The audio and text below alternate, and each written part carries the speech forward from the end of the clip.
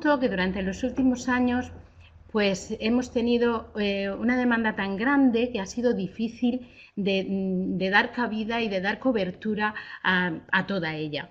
Desde la Asociación Española de Ecografía Digestiva, en la que llevamos las personas de esta asociación, hacemos un gran esfuerzo desde hace muchos años en la formación de los gastroenterólogos, promovidos desde nuestro maestro, el doctor Segura, que él siempre creyó en que el gastroenterólogo tendría que saber ecografía. Pues desde la asociación se han hecho muchísimos esfuerzos, muchos cursos, congresos, de todo.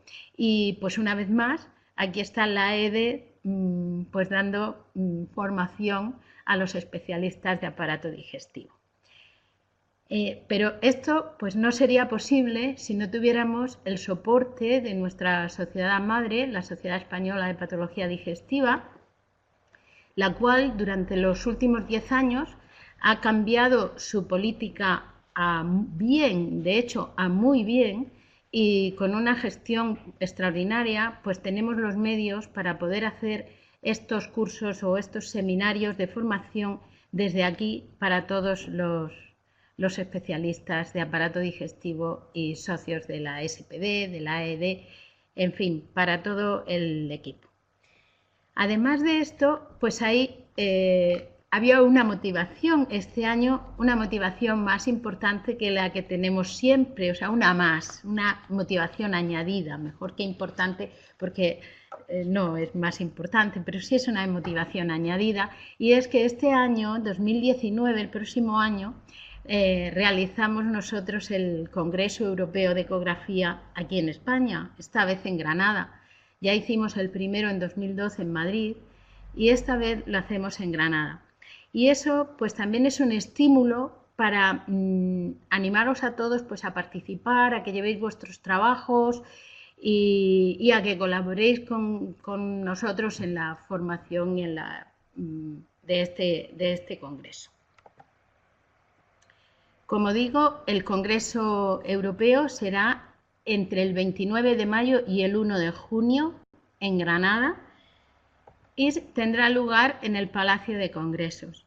En ese mismo evento tendrá lugar también la Jornada Nacional de la Asociación Española de Ecografía Digestiva y el Congreso de la Sociedad Española de Ecografía, de Radiólogos. El congreso será en inglés y en español. Lógicamente, las dos jornadas de las dos sociedades que hacen su reunión anual allí serán en español y el resto será en inglés, pero todas las comunicaciones serán comunicaciones internacionales. Y bueno, las fechas, pues el envío de comunicaciones empezará prontito, el 15 de octubre, y se recibirán hasta el 5 de marzo.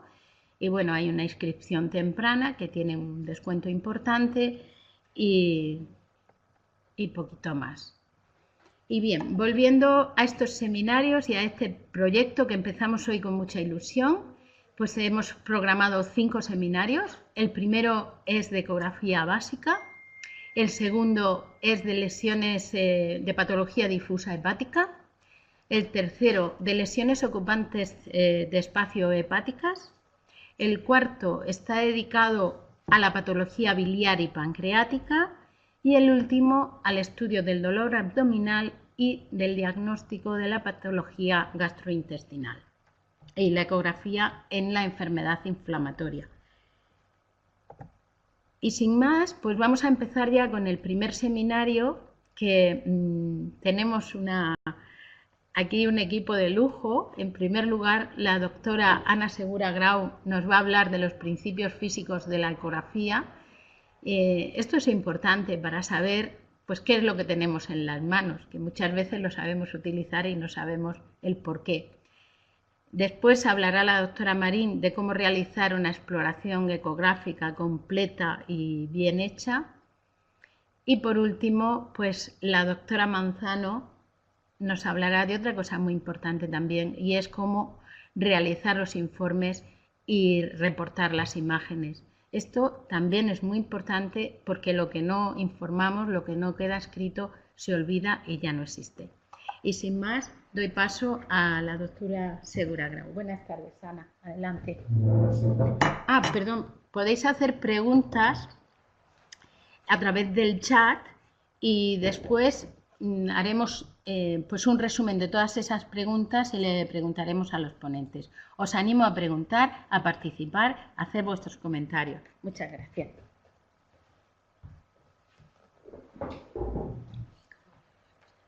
Muy buenas tardes a todos.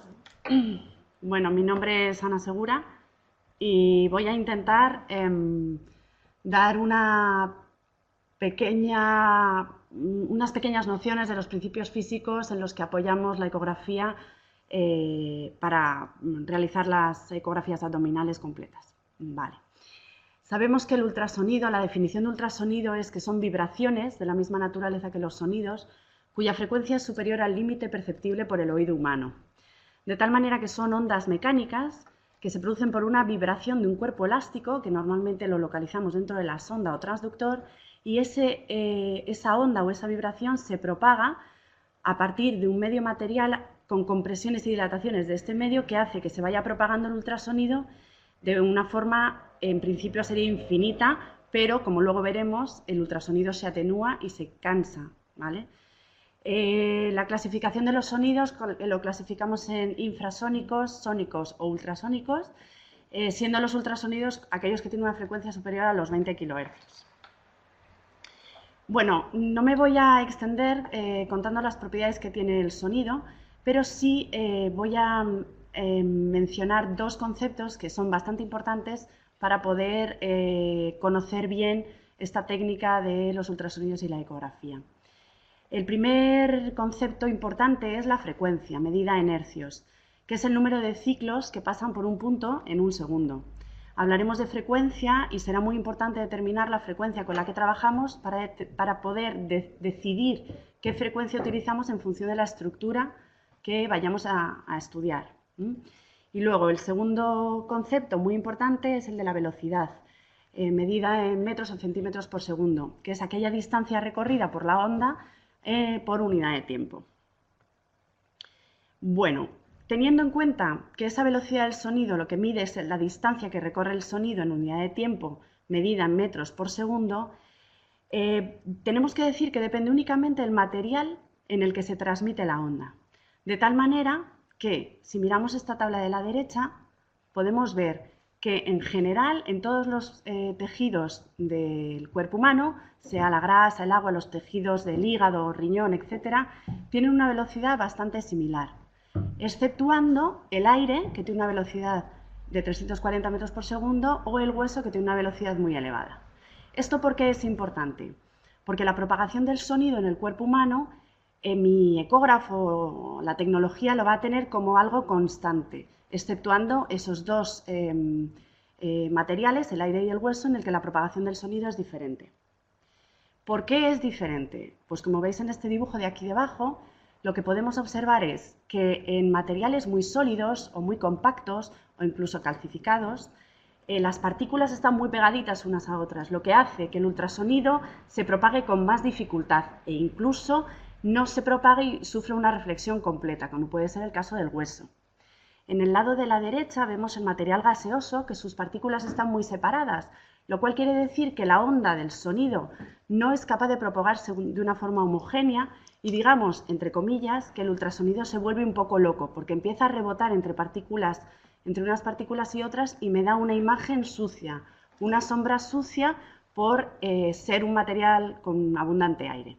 De otra manera, en este dibujo del medio, lo que vemos es que en aquellos tejidos que tienen cierto contenido líquido, en mayor o menor medida, la propagación del ultrasonido es mucho más homogénea porque se propaga sufriendo una reflexión y una atenuación inferior que, por ejemplo, en un material muy sólido. Bueno, hablábamos de la frecuencia del sonido. Y es algo tremendamente importante porque de ello va a depender el que escojamos frecuencias altas o bajas en función de cuál es la estructura que queremos estudiar. En general en ecografía se utilizan frecuencias entre los 2 MHz y los 20 a 22 MHz. Con las últimas tecnologías se están consiguiendo transductores que tienen frecuencias muy elevadas, de hasta 22 MHz, que se utilizan, por ejemplo, para la ecografía cutánea. En abdomen, en general, utilizaremos frecuencias entre los 3 y los 6-7 MHz, llegando un poquito superiores en aquellas exploraciones en las que vayamos a estudiar, o por ejemplo, pared abdominal o tracto gastrointestinal, la pared intestinal. De tal forma que a mayor frecuencia que tengamos y que escojamos, menor profundización.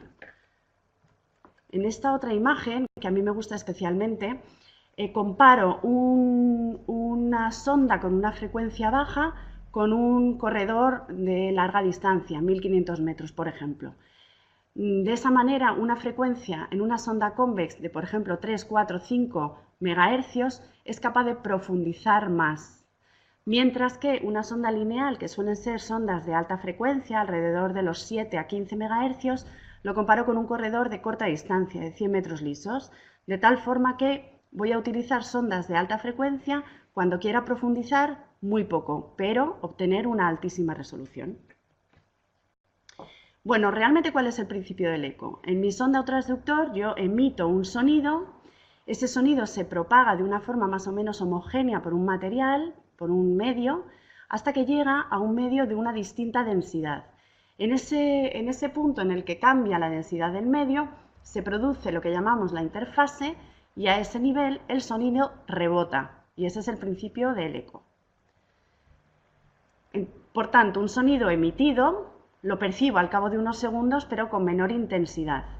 Ese sonido que me es devuelto lo llamamos eco y se debe a la reflexión del sonido emitido al incidir contra un medio de diferente densidad.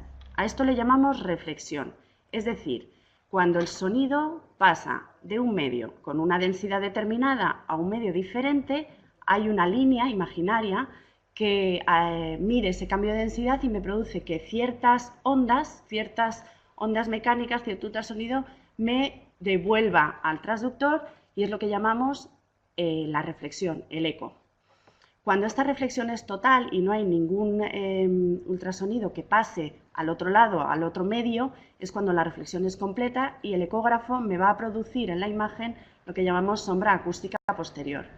Hablamos de impedancia acústica cuando hablamos de densidad. Perdón.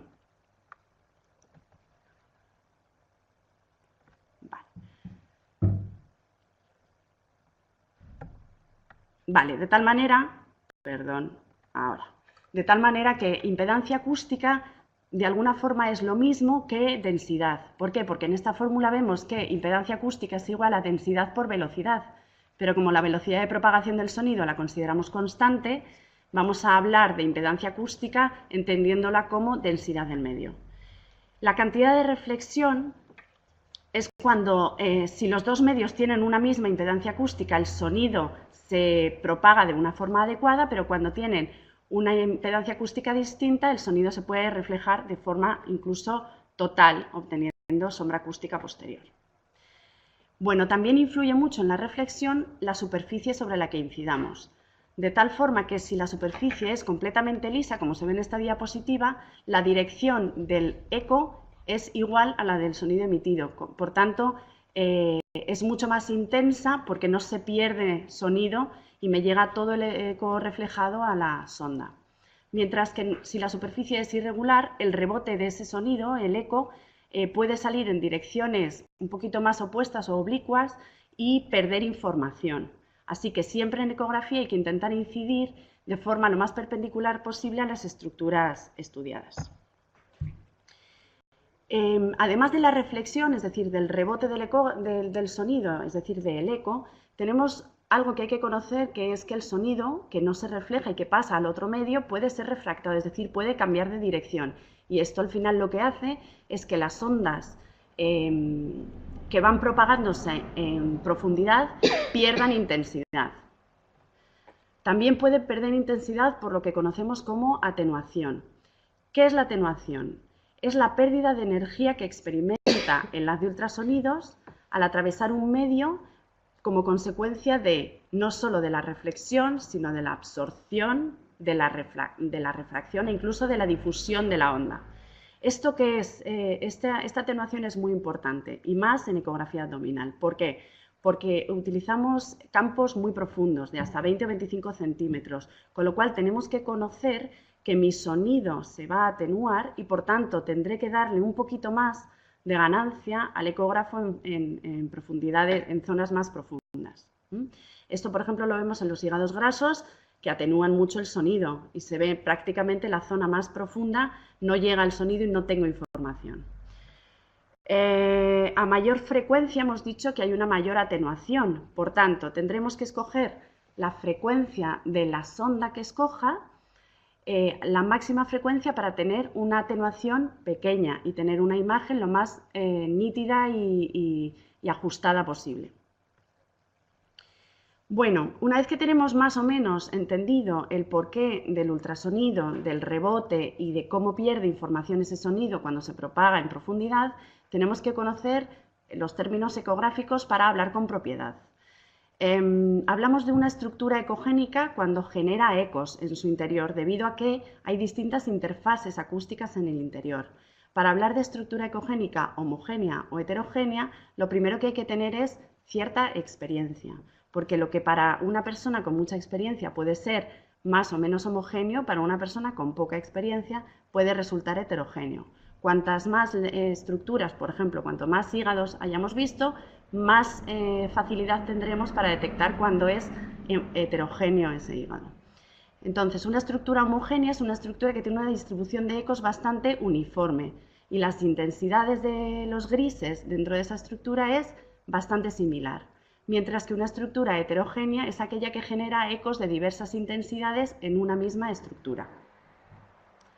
También tenemos que conocer los términos ecográficos de hiperecoico o hiperecogénico, hipoecoico, isoecoico o una estructura anecogénica o anecoica. Entendemos como aquello hiperecogénico lo blanco, es decir, lo que genera muchos ecos, es decir, mucho rebote del ultrasonido y tiene una gran cantidad, una gran intensidad y lo vemos como muy blanco. Lo hipoecogénico genera pocos ecos y de baja intensidad, pero hay ecos, lo cual suele ir asociado a estructuras sólidas y no líquidas. Lo isoecoico o isoecogénico solo podemos hablar de este término cuando comparamos con tejidos adyacentes. Por ejemplo, en la fotografía que vemos a mano arriba, a mano derecha, tengo la primera parte, el lóbulo hepático izquierdo, y un poquito posterior, el páncreas, en un corte transversal. Podemos decir que el lóbulo hepático izquierdo, el parénquima, es bastante isoecogénico con respecto al páncreas, ¿vale? Pero no podremos hablar de algo isoecogénico si no lo estamos comparando con otra cosa. Y finalmente hablaremos de una estructura o de una lesión anecoica o anecogénica cuando no genera ningún eco en su interior. Y esto solo se puede dar en las estructuras líquidas, ya sean lesiones quísticas o vasos. Bueno, en esta imagen, a mano derecha arriba, vemos una foto en la que tenemos un corte longitudinal y transversal del hígado, donde vemos un hígado más o menos homogéneo con una pequeña lesión nodular hiperecoica, es decir, blanca. Y ahora vamos a ver un vídeo en el que vemos una lesión .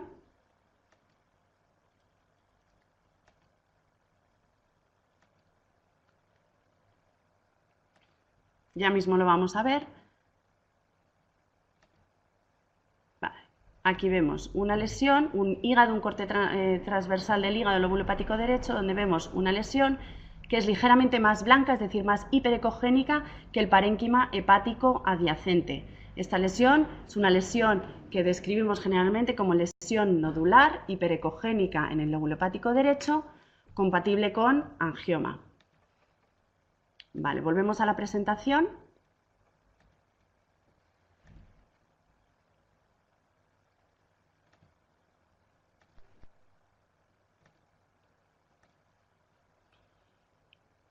Vale. Aquí volvemos a la presentación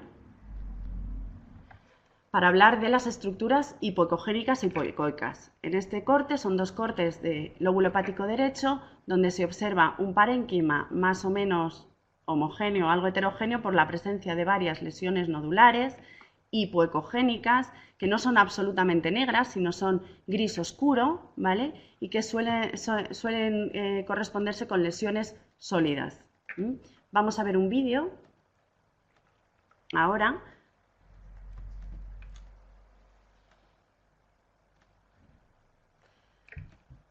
Aquí lo vamos a ver, en el que se observa un hígado totalmente ocupado por múltiples imágenes hipoecogénicas, que se distribuyen de forma difusa por todo el parénquima hepático y que eran compatibles con lesiones sólidas nodulares en el lóbulo hepático derecho, sugestivas de metástasis de un proceso primario, que era una mama en este caso.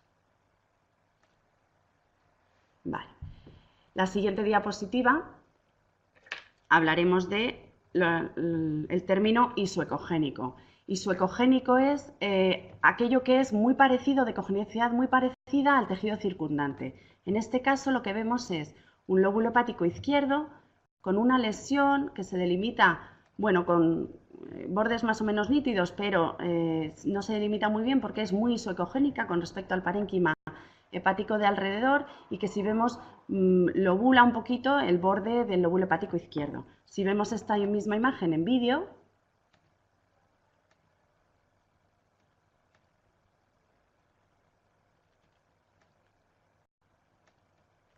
aquí lo tenemos, vemos esta imagen nodular isoecogénica con respecto al parénquima hepático circundante y que me lobula un poquito el borde del lóbulo hepático izquierdo, y que en este caso era compatible con un angioma atípico.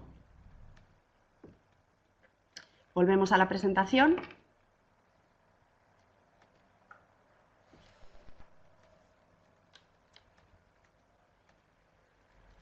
Vale, ya mismo estamos. Vale, y aquí vamos a hablar del último término ecográfico importante, que ya no vamos a hablar de blancos, negros, grises, sino que vamos a hablar de hipoecogénico, anecogénico, como en este caso. Una lesión anecogénica es una lesión absolutamente negra, es decir, sin ecos en su interior. En este caso hablamos de una lesión anecogénica de bordes bien definidos en el parénquima hepático y que correspondía a un quiste simple, que veremos aquí, por ejemplo, un refuerzo acústico posterior, que ahora hablaremos de ello, que es un artefacto que se da característicamente detrás de las lesiones quísticas, como es este caso quiste simple. Perdona, Ana, me están pidiendo que señalen las lesiones. ¿No lo estáis viendo? ¿No estáis viendo mi puntero?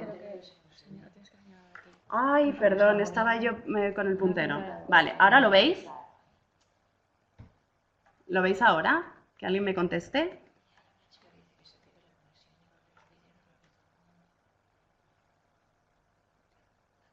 ¿No? Dicen que no ven nada. No se ven aún. Esperamos un poquito. ¿No me veis el puntero? Dice que no. Vale, pues intento hacerlo de forma verbal para que se me entienda. Vale, vamos a ver. La foto de arriba a la derecha tiene un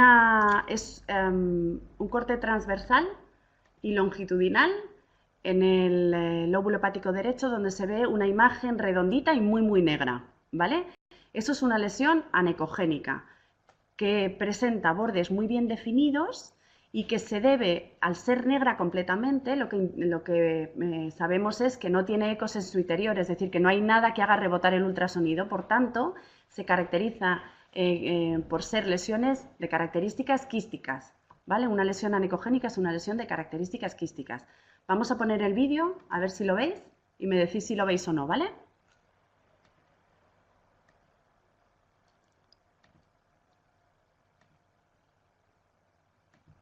Vale, ¿veis en esta imagen esta bola negrita dentro del parénquima hepático del lóbulo derecho? Bueno, pues esta imagen es una lesión anecogénica redondeada. ¿La ponemos otra vez? Ahí. Una lesión anecogénica redondeada, con bordes muy nítidos y con una cometa blanca detrás, que es el refuerzo acústico posterior, que ahora lo explicaré en la parte de los artefactos. ¿Así se me entiende algo mejor? Sí. ¿Sí? Sí. Vale. Dicen que en los vídeos sí se ve el puntero. Ah, ¿en los vídeos se ve el puntero? Vale. Sí. Pues perfecto. Pues entonces volvemos a los... Eras tú, ¿no?, la que marcabas. Perfecto. Volvemos a la presentación, que ya queda nada más que hablar un poquito de artefactos.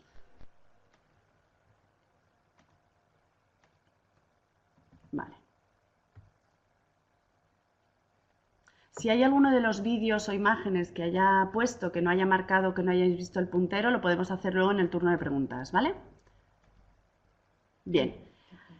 El tema del apartado de los artefactos a mí es un apartado que me parece tremendamente interesante, porque hay sobre todo dos de ellos que son para mí muy interesantes a la hora de identificar lesiones o estructuras y a la hora de ayudarme de estos artefactos para hacer un diagnóstico más preciso, ¿vale? Bien, el primer artefacto que existe y que, aunque esta foto sea muy antigua, existe en los aparatos modernos, es la parasitación, que es la imágenes estas lineales en la parte más profunda de la imagen, más de abajo de la imagen, estas lesiones o imágenes hiperecogénicas lineales por parasitación de algún equipo electrónico cercano. Muchas veces hasta el móvil produce esta parasitación.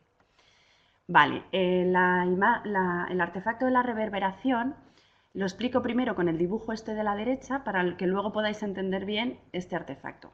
Sabéis que normalmente en ecografía abdominal utilizamos la escala de ganancia por profundidades, damos un poquito de atenuación, de ganancia, de más ganancia en las partes posteriores, pero mantenemos como una escalera. Vale. ¿Qué es lo que pasa en la reverberación? La reverberación ocurre cuando en las partes más superficiales de la imagen, ¿vale?, lo que me pasa es que el ultrasonido se difunde, se propaga y al dar con esta primera interfase más hiperecogénica y superficial, hay un rebote que digamos que se vuelve un poco loco, de alguna forma empieza a rebotar constantemente y el ecógrafo lo que me dibuja son líneas en esta zona más anecogénica que corresponde a la vejiga, líneas como que dependen de la pared anterior de la vejiga. Esto se debe a la reverberación y lo que tengo que hacer con mi equipo es quitar ganancia a ese nivel por profundidad. Los potenciómetros de la ganancia por profundidad los quito, los bajo mucho para tener aquí menos intensidad de sonido y que en la imagen me aparezca más negro, más anecogénica la parte anterior.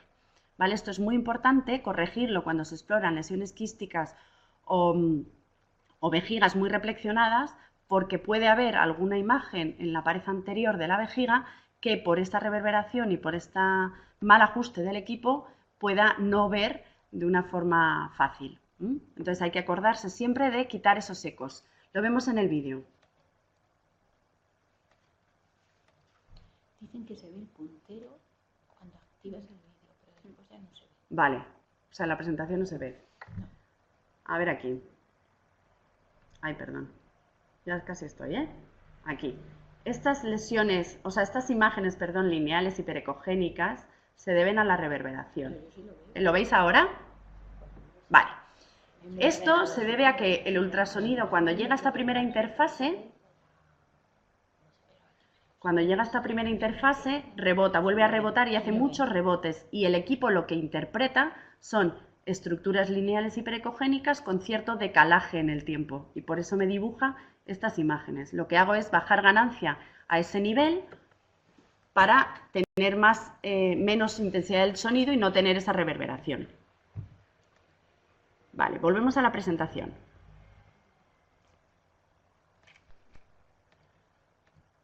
Bien. Vale, ya queda muy poquito. El siguiente artefacto que es tremendamente importante es el refuerzo acústico posterior, que se debe a que cuando se propaga el ultrasonido desde el transductor a través de aquí, por ejemplo, que tendríamos parénquima hepático y llega a esta lesión, que es una lesión de características quísticas, ¿no lo veis? ¿Aquí lo veis? ¿Me veis el puntero ahora? ¿No? Bueno, vale. El ultrasonido se propaga entre el transductor y la bola negra que tengo en el dibujo, ¿vale? Que corresponde a una lesión quística. Todo lo que hay entre el transductor y la estructura negra, el quiste, eso correspondería a un parénquima hepático normal. Cuando el ultrasonido llega a ese quiste, durante el quiste se propaga con más rapidez porque no tiene resistencia, porque la densidad del medio quístico donde se está propagando es muy poca, con lo cual digamos que corre más. El ultrasonido corre más y llega a la parte más profunda del quiste con mayor intensidad. Y eso hace que el ecógrafo me dibuje una especie de cometa blanca profundo al quiste. Y eso es lo que llamamos refuerzo acústico posterior. Vemos el vídeo y en ese vídeo lo que se va a ver va a ser una lesión anecogénica redondeada en el parénquima hepático con una cometa blanca detrás. Y esa cometa blanca es lo que llamamos refuerzo acústico posterior. Vale. Aquí, parénquima hepático, aquí va a aparecer una lesión quística con una cometa blanca detrás. Esa cometa blanca es lo que llamamos refuerzo acústico posterior. Cuando estos quistes se dan en caras muy anteriores, hay veces que vemos mejor el refuerzo acústico posterior que el propio quiste. ¿Vale? Entonces, siempre que veamos una imagen de refuerzo acústico posterior, tenemos que subir a ver de dónde viene, porque hay veces que en la pared anterior del hígado puede haber estructuras quísticas muy pequeñitas que prácticamente no vea y lo que vea sea el refuerzo. ¿Vale? Volvemos a la presentación.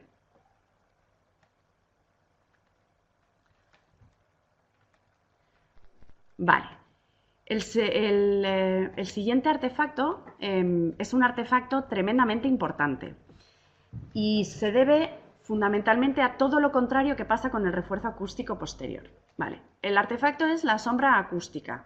En el dibujo de la derecha, el círculo blanco corresponde a una imagen de litiasis intravesicular. Lo negro sería la vesícula, el círculo blanco sería una litiasis, ¿vale? ¿Y qué le pasa al sonido? Que cuando desde el transductor se propaga por el parénquima hepático y llega a esa litiasis, el ultrasonido no pasa, porque al ser densidad calcio, rebota todo el ultrasonido, con lo cual mi ecógrafo lo que interpreta es que detrás de esa litiasis no hay nada, y por eso me lo dibuja y me lo pinta en negro, y me crea esa sombra acústica posterior, que es característica de las lesiones de alta densidad o cálcicas. Vale, vemos el vídeo.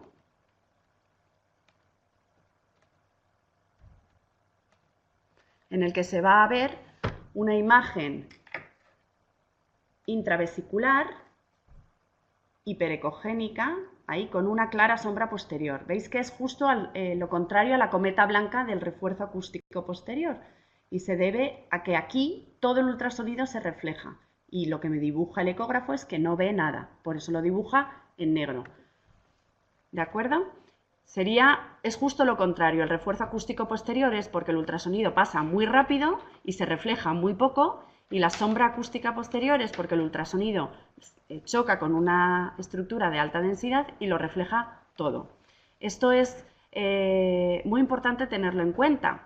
Y también tenéis que tener en cuenta que aquellos que tenéis la suerte de tener un ecógrafo de alta gama, existen botones que lo que hacen es mejorar de alguna manera la imagen y pueden quitaros este tipo de artefactos, con lo cual a veces hay imágenes cálcicas o imágenes de litiasis renales, por ejemplo, que por esa mejoría de los ecógrafos me han quitado la sombra acústica posterior y no es tan evidente como el vídeo que acabo de poner. El último artefacto del que os voy a hablar es la imagen en espejo.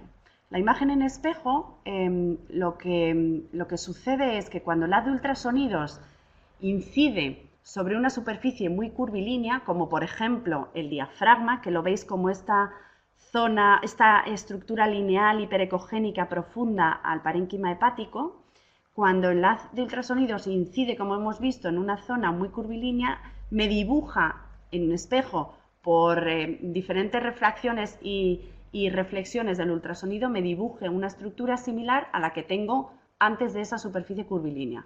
En la imagen de la derecha, en las dos imágenes, tanto la de arriba como la de abajo, hay una lesión nodular hiperecogénica intrahepática, intraparenquimatosa, que corresponde a un pequeño angiomita, que al estar muy pegada al diafragma, el ecógrafo me dibuja un pequeño angioma justo por detrás, profundo, posterior al diafragma, que no es real, es una imagen en espejo. Eso no es que yo tenga patología a nivel pulmonar, sino que es una imagen en espejo del angioma que tengo a nivel del hígado, ¿de acuerdo?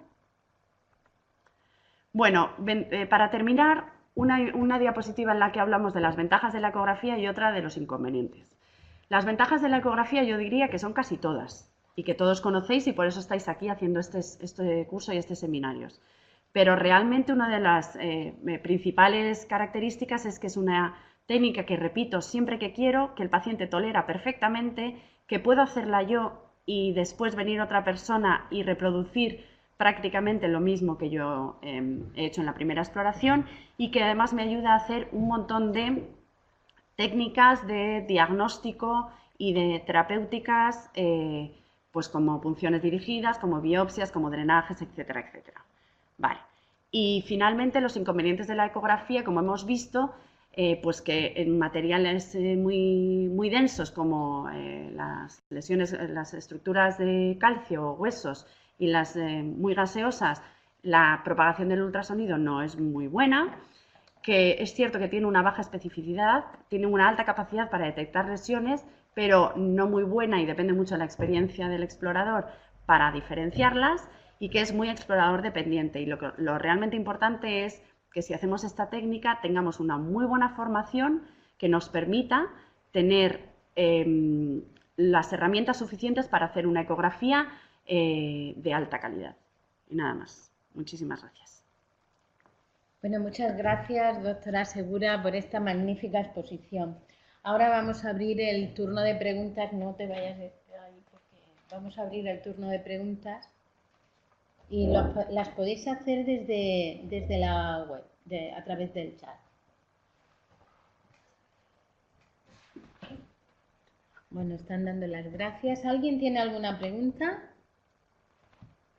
¿Y aquí en la sala? La doctora Marín quiere hacerle una pregunta. Ana, como vamos a ver después, yo defiendo a ultranza que los servicios de aparato digestivo tengan equipos de alta gama de última generación, porque pienso que es la única forma de que a los ecografistas nos tomen más en serio. Me ha dejado un poco preocupada con el tema de los artefactos. Si yo tengo un equipo tan bueno y ahora resulta que voy a fallar en lesiones básicas como las quísticas o una litiasis renal y vesicular, pues me he quedado ahí un poco preocupada. ¿Qué consejo nos darías a nosotros para que no caigamos en el error de olvidar estas lesiones por tener un equipo tan bueno?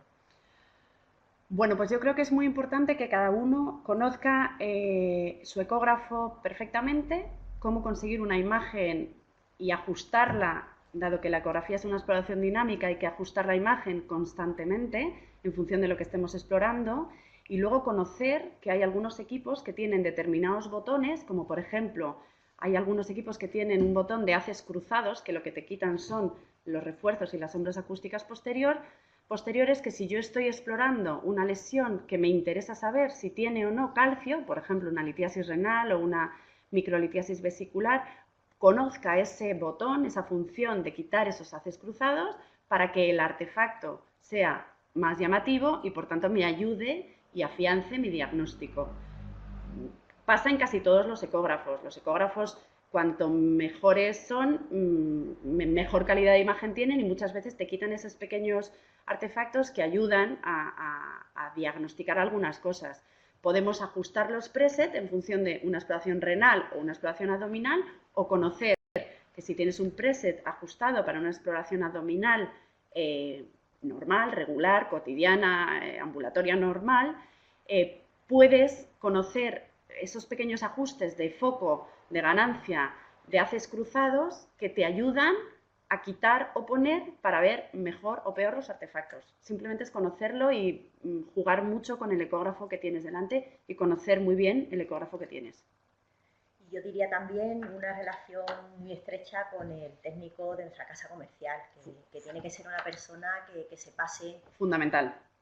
Periódicamente a vernos y que estemos en continua formación con ellos. Fundamental. Y fundamental es que cuando uno empieza en ecografía se apoyen los que más saben para precisamente que te cuenten este tipo de cosas que no se cuenta en una formación reglada normal. O sea, esos pequeños ajustes de las personas que más utilizan la ecografía son las que te ayudan a luego formarte tú y hacerte tú con tu equipo y con tus presets y con tu botonería. Sí. Muchas gracias, Ana. A ti. Aquí la doctora Leonor Gómez pregunta que cuáles son los ajustes básicos que se pueden utilizar, que si fundamentalmente es la frecuencia.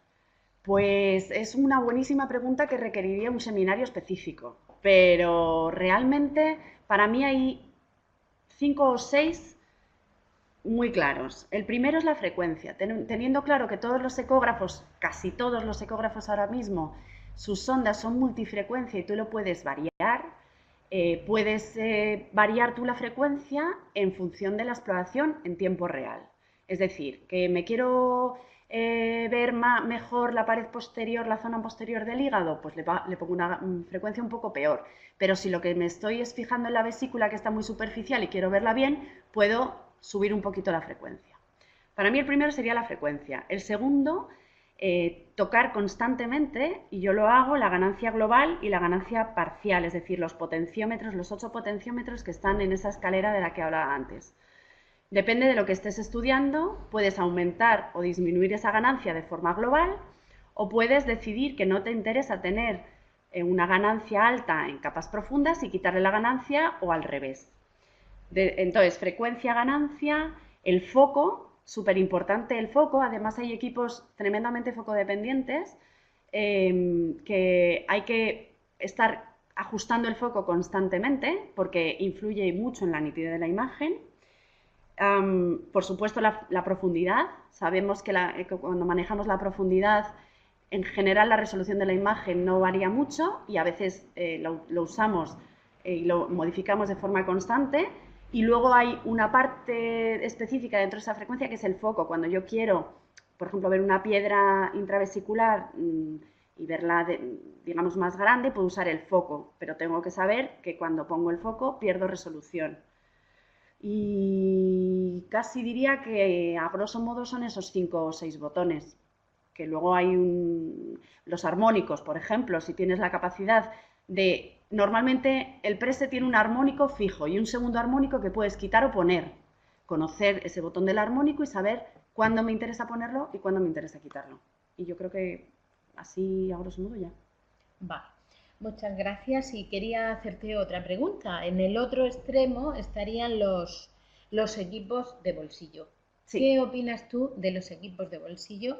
Porque parece ser que esto pueda ser el futuro. Eso vamos a tener que adaptarnos. ¿El futuro de qué? Esa es la pregunta. Que a ver, en poco tiempo los llevaremos en el bolsillo, ¿no? Sí, lo que pasa es que los equipos, o sea, hay que conocer qué tipo de ecografía se hace, quién la hace y para qué la hace. Ahora mismo los equipos de bolsillo, los equipos portátiles que se utilizan en cualquier sitio, son para una ecografía muy dirigida. ¿Muy dirigida a qué? A patologías, por ejemplo, los urgenciólogos o los cardiólogos o los internistas que utilizan esos ecógrafos a pie de cama, pues realmente hacen una ecografía quizá buscando, pues por ejemplo, patología en urgencias, líquido libre intraabdominal y demás. Esos equipos son perfectamente válidos, pero hay que conocer para qué y qué le voy a pedir a ese equipo. Si yo tengo un equipo de alta gama que no me puedo llevar a un helicóptero, lo tengo para otro tipo de exploraciones, que son exploraciones que van al detalle, que son exploraciones que van a cosas muy pequeñas, con una exploración que tengo un tiempo para realizarla. O sea que el futuro de la ecografía es aquello donde pongamos cada uno un ecógrafo y metamos en nuestra actividad asistencial y nuestras necesidades, y cada uno donde lo necesite. Muy bien, pues muchísimas gracias, Ana, y ahora vamos a pasar con la segunda ponencia. La doctora Marín de la Paz nos va a hablar de cómo realizar una exploración ecográfica abdominal completa. Hola, buenas tardes a todos. En primer lugar, quería agradecer en nombre de la Asociación Española de Ecografía Digestiva a la Sociedad Española de Patología Digestiva y en especial a la doctora Carmen Garre por darnos esta oportunidad de poder llevar a cabo estos seminarios de ecografía de aparato digestivo aquí en la sede. Tenemos que tener muy en cuenta que a día de hoy la ecografía digestiva sigue siendo un pilar fundamental en el manejo de los pacientes con problemas de gastroenterología, pese a que son pocos los servicios que han implementado por completo la ecografía digestiva dentro de su cartera de servicios. Tenemos también que tener en cuenta que sabemos a día de hoy que 1/3 de nuestros residentes de aparato digestivo no reciben una adecuada formación en ecografía digestiva en el momento actual y que, como ha dicho anteriormente la doctora Carmen Garre, existe una demanda brutal de ecografía digestiva a pesar de todas estas dificultades por por muchos adjuntos de aparato digestivo en nuestro país. Por todo esto, os podéis imaginar que la Asociación Española de Ecografía Digestiva ve estos seminarios como una oportunidad magnífica para promover la docencia en ecografía digestiva y, sobre todo, para demostrar que la ecografía digestiva sigue muy viva. Lo primero que me planteé cuando la doctora Carmen Garre me encargó este seminario es qué entendemos por una ecografía abdominal completa. Estaréis conmigo de acuerdo que una exploración abdominal completa pues sería aquella que me permite explorar todo lo que quiero explorar, es decir, en este caso el abdomen. Para realizar una ecografía abdominal completa debo tener una serie de requisitos que serán técnicos, teóricos y que también deben contar con el paciente, con su colaboración y con su preparación. A día de hoy, al igual que no nos planteamos realizar una endoscopia con un endoscopio de fibra de vidrio, es muy importante que estemos dotados de equipos de alta generación que satisfagan las necesidades asistenciales que tenemos a día de hoy en la gastroenterología. Es importante que el equipo esté dotado al menos con 2 sondas, con una sonda convex y con una sonda lineal. La sonda lineal es fundamental para la exploración de las asas intestinales. Y en aquellos servicios como el Hospital de la Paz, donde la ecografía está plenamente incorporada, la ecografía intestinal se ha convertido en una pieza clave en el manejo de los pacientes con enfermedad inflamatoria crónica intestinal. Es muy importante que no solamente contemos con un modo B. ¿Qué haríamos en endoscopia si en el narrowbanding, por ejemplo? Es importante que tengamos un modo B, pero también que tengamos modo Doppler, que tengamos contrastes y que tengamos elastografía. Importantísimo que estos equipos de alta gama estén perfectamente afinados, como nos ha dicho anteriormente la doctora Segura, porque tienen muchas prestaciones y es muy importante que el técnico de nuestra casa comercial pase unos días con nosotros a pie de cama, que haga con nosotros las exploraciones, que ajuste finamente el aparato, que nos enseñe a manejarlo y que deje prefijados, como también decía la doctora Segura, una serie de programas, de presets, que lo único que van a lograr es que nos facilite nuestro trabajo y hagamos las exploraciones más rápidas. No olvidemos que estamos todos sometidos a una gran presión asistencial. Por ejemplo, no es lo mismo que yo tenga un preset para realizar un Doppler hepático a que yo necesite un preset para el seguimiento de un paciente que tiene un TIPS. En el primer caso me voy a manejar con escalas de velocidades bajas y en el segundo caso voy a necesitar escalas de velocidad más altas. Evidentemente vamos a tener que estudiar, vamos a tener que adquirir una serie de conocimientos teóricos generales de anatomía, principios físicos y artefactos en ultrasonografía y debemos educarnos nuestra orientación espacial en ecografía. Evidentemente, si queremos detectar la patología de aparato digestivo, tendremos que adquirir los conocimientos suficientes para, desde el punto de vista de la ecografía, poderlos diagnosticar. Y tendremos que recurrir a libros, a revistas especializadas, acudir a congresos, a jornadas, realizar cursos, seminarios como los de esta tarde y, por supuesto, también fomentar tanto la investigación básica como la clínica. No nos podemos olvidar del paciente, porque es muy importante que el paciente haga una preparación y que nos colabore. Podréis pensar ahora mismo que, bueno, que también es viable hacer una ecografía de urgencias, pero por definición una ecografía de urgencias no puede ser una ecografía abdominal completa si no ha hecho el ayuno suficiente el paciente, ya que, por ejemplo, la vesícula biliar o las estructuras retroperitoneales exigen un ayuno para que puedan ser exploradas. Tampoco podemos olvidar que en ocasiones, por ejemplo, cuando queremos realizar un ecodoppler hepático o queremos hacer una elastografía, que el paciente tiene que estar en reposo en la camilla al menos durante 10 minutos.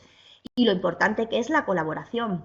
A veces, por ejemplo, para explorar la totalidad de la glándula pancreática, necesitamos que el paciente colabore y le decimos en ocasiones que se mantenga en apnea durante una inspiración profunda, a que haga fuerza con la prensa abdominal o incluso que se siente en la camilla de exploraciones.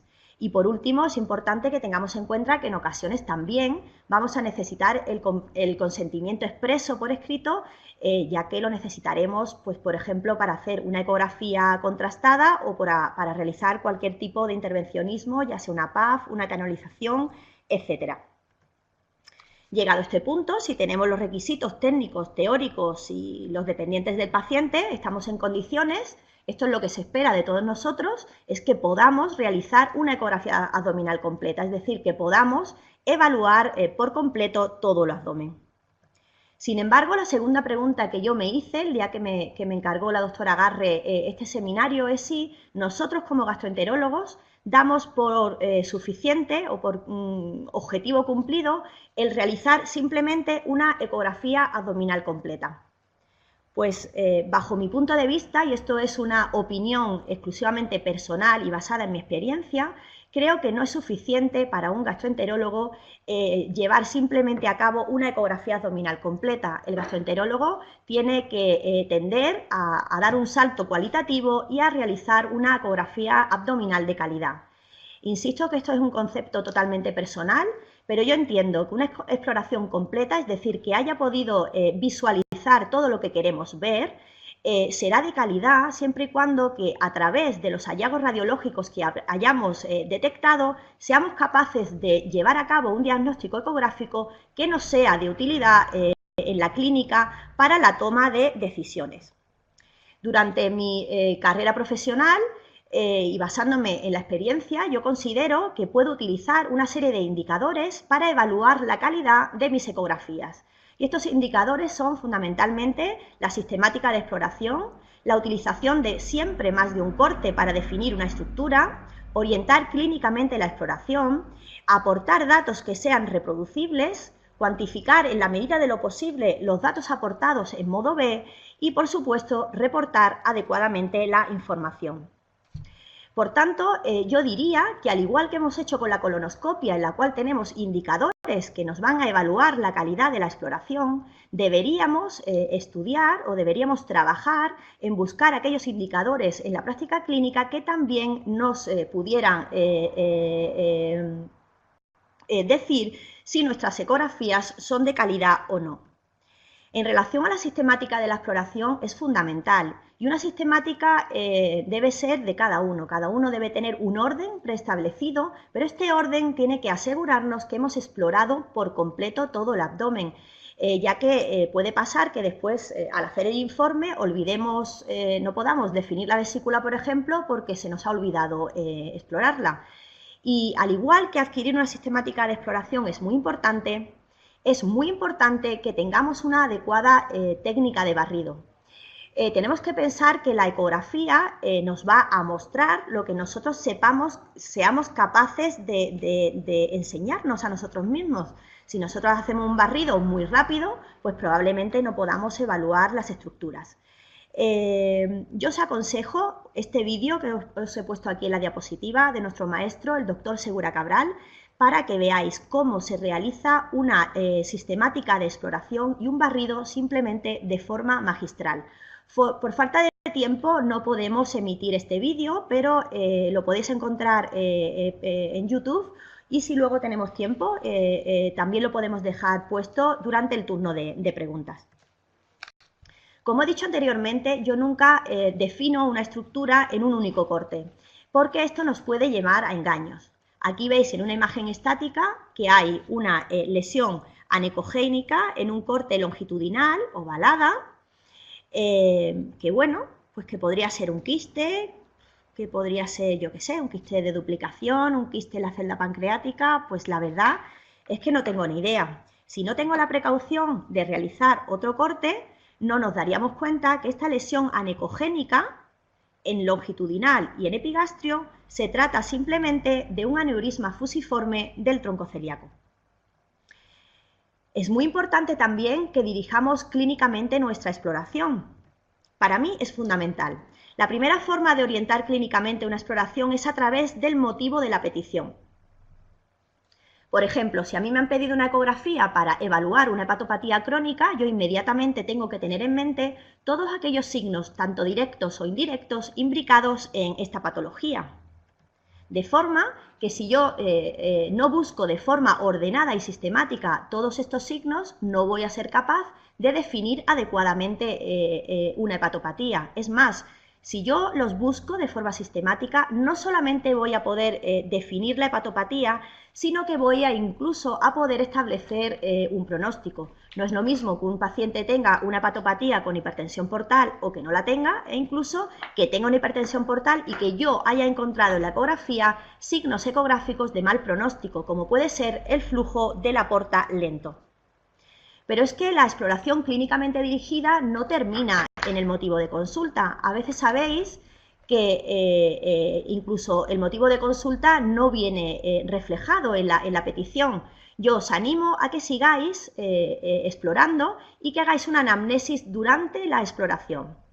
Por ejemplo, si un paciente lo han remitido por una dispepsia y yo durante la anamnesis detecto que el paciente tiene síntomas de alarma, como puede ser un síndrome consuntivo, una epigastralgia de reciente comienzo, o incluso me cuenta el paciente que es diabético y yo veo que está delgado y no tiene factores de riesgo familiares, pues yo ya debo estar en alerta. Y lo primero, como estaréis pensando vosotros ahora, es que tengo que descartar una neoplasia pancreática.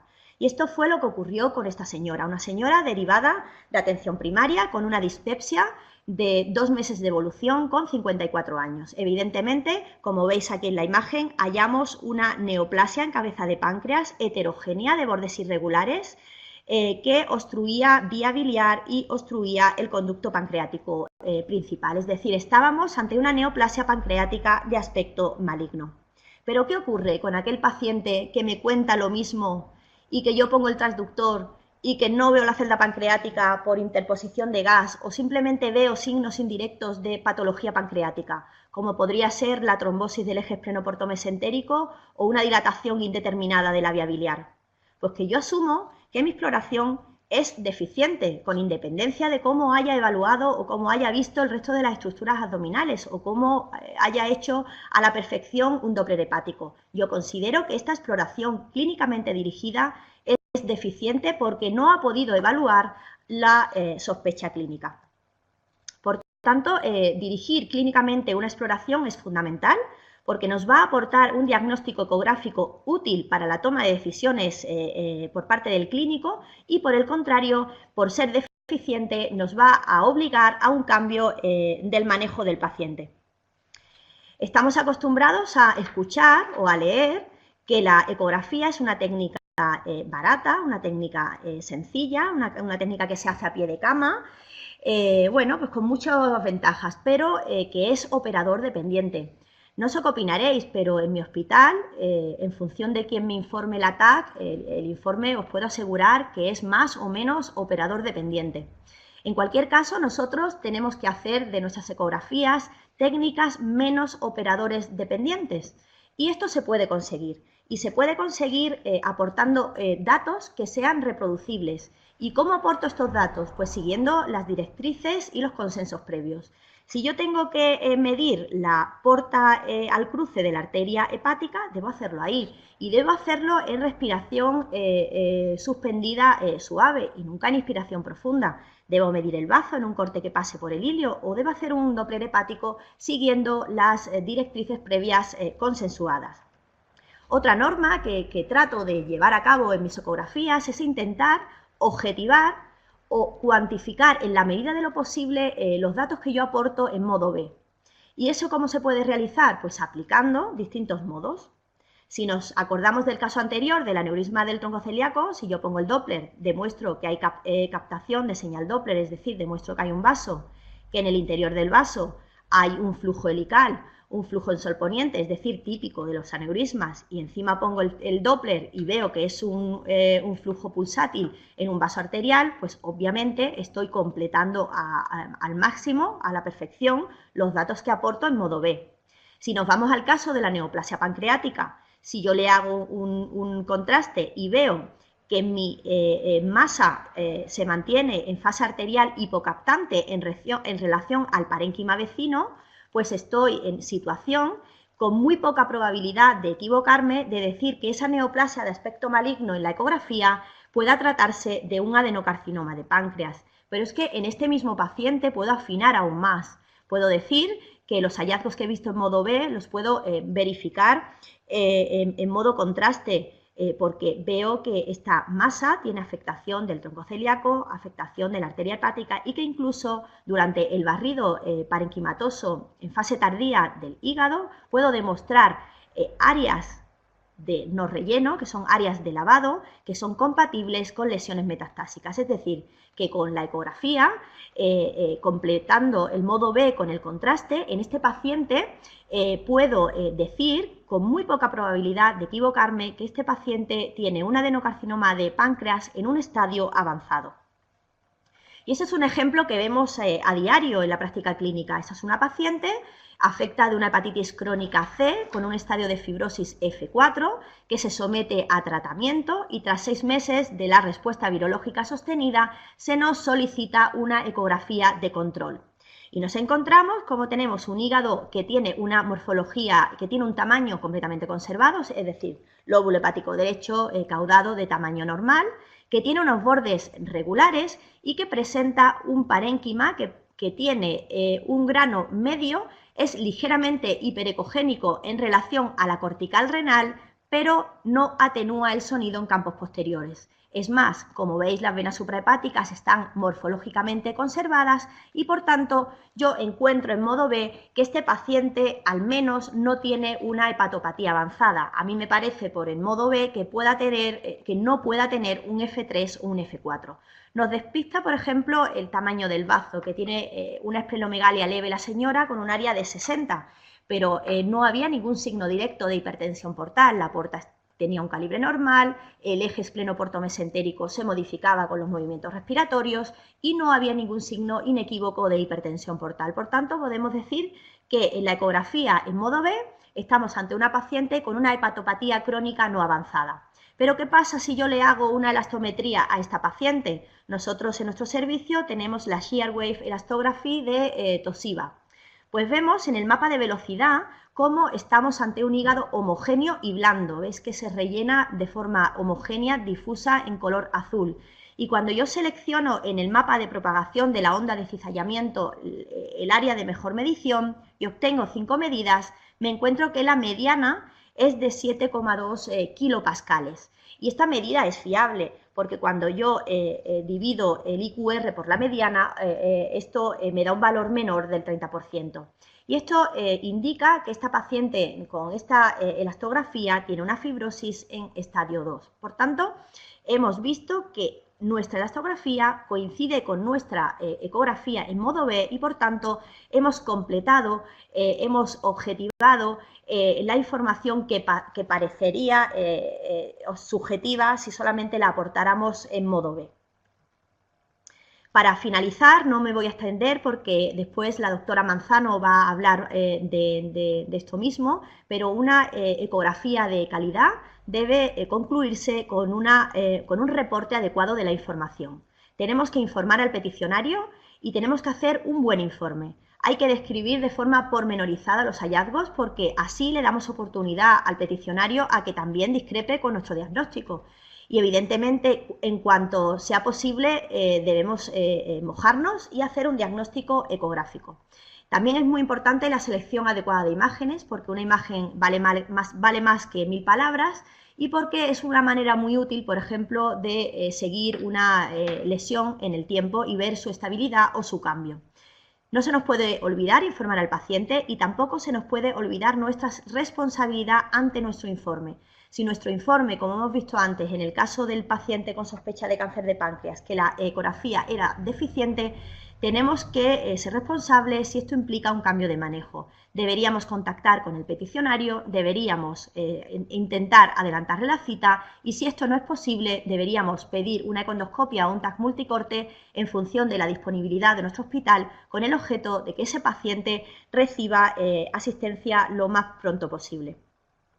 Para finalizar, quiero aprovechar la ocasión para informaros que la Asociación Española de Ecografía Digestiva está elaborando un curso que va a estar disponible probablemente en diciembre o en enero del año que viene. Es un curso que va a ser completamente gratuito para los socios, que tiene una parte básica, que tiene una parte práctica y una parte teórica.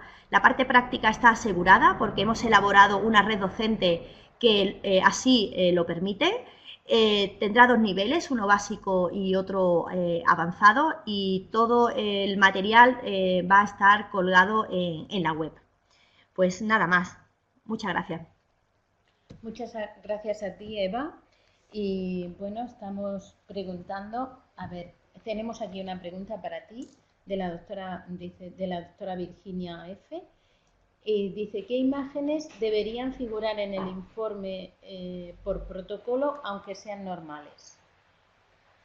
Bueno, yo entiendo que en el informe deben quedar constancia las imágenes más representativas, las imágenes que sean más representativas para ese paciente, ya sea porque hemos hallado una patología en concreto o ya sea porque el motivo de consulta, digamos, si por ejemplo es una hepatopatía y hemos encontrado un hígado normal, de bordes normales, con unas venas suprahepáticas normales, pues yo creo que en ese caso elegiríamos las imágenes que mejor representaran al motivo de consulta. Por eso digo que siempre es muy importante orientar clínicamente nuestra exploración, porque es una pieza clave para también nosotros saber lo que tenemos que hacer.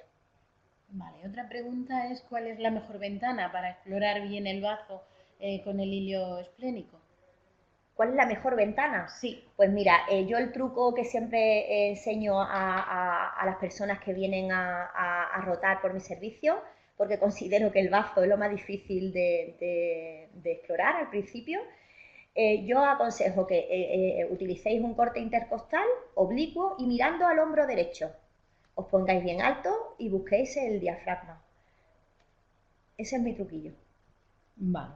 Dice que en el caso de no poder realizar una exploración completa de calidad por las características del paciente, que haya interposición de gas, ¿qué aconsejarías? ¿Repetir la ecografía en otro momento o solicitar otra prueba de imagen? Como veis aquí, la orientación clínica también es primordial. Si a mí me han pedido una ecografía para evaluar el páncreas y yo el páncreas no lo puedo evaluar, pues yo doy mi ecografía por deficiente porque no he evaluado lo que tengo que evaluar. Si a mí me han pedido una ecografía para evaluar una hepatopatía crónica y yo no veo el páncreas, yo lo describo así en mi informe, pero no la doy como deficiente porque si he podido evaluar todos los signos de hepatopatía crónica, yo informo ese paciente, ese informe como hepatopatía crónica con o sin hipertensión portal, pero no la doy como deficiente. Por eso siempre es muy importante tener en cuenta la orientación clínica. En ese caso tendríamos muchísimas exploraciones deficientes. Y bueno, estoy insistiendo en el páncreas, no sé si es por deformación profesional, porque me dedico más a ello, pero si somos buenos ecografistas, solo no podemos ver el páncreas en un 10% de las ocasiones. No es cierto. Otra pregunta es que completar la exploración en modo B viene de Pablo Vega y dice que completar la exploración con otras técnicas como Doppler, contraste, etcétera, es muy importante. Pero ¿cuál debería ser el número de exploraciones en una mañana para que tengan calidad? Bueno, esto es una pregunta trampa. Tú vas a poder hacer ecografías de calidad en número creciente conforme tu experiencia es mayor. Si nos compran un ecógrafo y en nuestro hospital no estaba implementada la ecografía, debemos ser cautos y no pueden ponernos una agenda muy llena, porque queremos demostrar que esa ecografía es útil en nuestro servicio y tenemos que hacer una agenda adaptada a nuestras posibilidades. Si te hablo del Hospital La Paz, pues es un ejemplo malo, porque llevamos, se lleva en el servicio 20 o 30 años haciendo ecografía y nosotros a lo mejor cada junto, dependiendo del día, se ha dado el caso de llegar a hacer hasta 26, 28 por mañana. Pero yo creo que lo ideal es tener una agenda de aproximadamente 12 para después dar paso al intervencionismo o a las ecografías de los ingresados. Pero ya digo que va a ir un poco en función de la experiencia y también de la presión asistencial que tengamos.